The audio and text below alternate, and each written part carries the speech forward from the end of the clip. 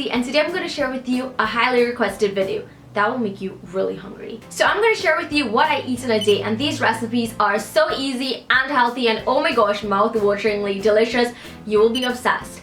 And not only will I be sharing with you what I eat in a day, I'll be doing a collab with my beautiful friend Liz from Miss Liz Heart. So she will be sharing with you a yummy dinner recipe. So head across to her channel and subscribe. Yeah, show her some love, you guys. And also comment on her video and let her know that Roxy sent you, because I kinda did. So I hope that you enjoy this fun collab that we put up. Do not blame either of us if we get you really hungry, because I warned you.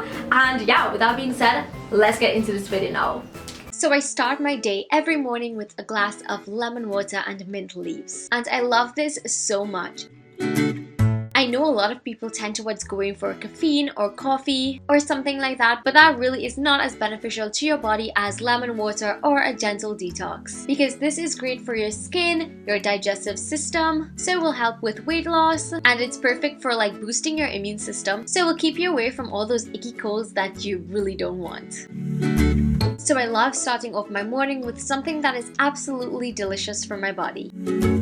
So for breakfast, I love having a berry bowl. I could eat this legit every single day. So I'm using fresh berries from the farmer's market, as well as this Fahe Greek yogurt, which only has 2% fat in it, which I think is amazing. So I simply just scoop out all of my yogurt into my bowl and then add all of my berries. So I'm adding raspberries, blueberries, and strawberries. So I just cut my strawberries into 4, and that's how I basically add them to my yogurt. I really love fresh berries. Nothing can beat that. Sometimes you can go ahead and top this off with some agave nectar or honey, depending on what you like, but this time I left it just the way it was. And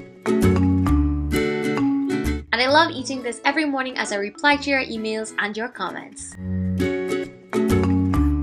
So for my AM snack, I love boiled corn. It is my favorite. I am a corn monster, you guys. You have no idea. It is not even funny. So I'm just gonna fill up my pot with some water, and when I start seeing those little bubbles in the pot, that's when I'm gonna add my pieces of corn. And I'm just gonna go ahead and cover it, and that helps the heat and pressure to build up until it's really boiling. So I poke it a little bit to see if it's finished, and then I turn off the stove and strain it. So I like adding some spices to my corn, so I love paprika as well as some freshly cut chive. This is so delicious. Like seriously, you do not want to cross me and corn. I will eat out an entire pot. So for lunch, we're going to be really fancy and do Cajun grilled mahi-mahi with fresh mango salsa as well as asparagus. So for your mango salsa, I love making it fresh. So I'm going to be using mangoes, red bell peppers, red onions, as well as some minced garlic, some chive, and black pepper. I also love adding some fresh cilantro to mine. So a trick to cutting mango is first halving it like this, and then what I'm going to do is cut some slits in it vertically. And then I'm going to turn the mango around and cut some slits in it horizontally. So you end up with a really nice checkered effect. And this makes it so easy to get those really nice mango cubes. So all you do is fold the skin back like this, and it pushes up all of those little cubes. So I'm going to take my knife now and go ahead and slice those cubes off. And that is so easy, and that is how I love cutting and eating my mango. And this is absolutely perfect for mango salsa, as you can probably tell. So once my mangoes are cut, I'm gonna add all of the rest of the ingredients that I already cut up. So my bell peppers, red onions, chive, garlic, some black pepper, and we can't forget about that fresh cilantro. So I'm just gonna pick a nice little bunch and chop that up really nice and fine. And then I'm gonna of course add that to everything else.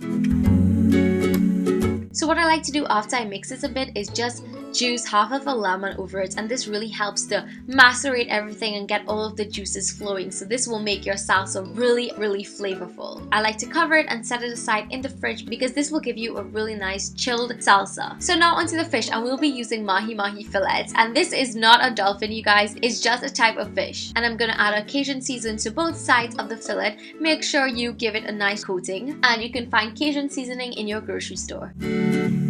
Then I'm going to slip those seasoned mahi-mahi fillets into a Ziploc bag, add some olive oil, give it a good shake, and you can leave this to marinate for like 30 minutes, or you can do this the night before, which is even better, and I highly recommend that. So once that is marinated, I'm going to light up a grill pot, and set my fillets down on them. You do not need to add any more olive oil. The fillets already have olive oil, so don't add any more, like don't. It's just perfect the way it is. So after about 2 to 3 minutes, you go ahead and just flip that over, and as you can see, it has those really nice grill marks that I adore, and you can see that it's starting to get white, which means that it is cooking. You don't want to overcook this fish, so really keep an eye on the time. So for my asparagus, I'm going to cut off the ends like this at an angle.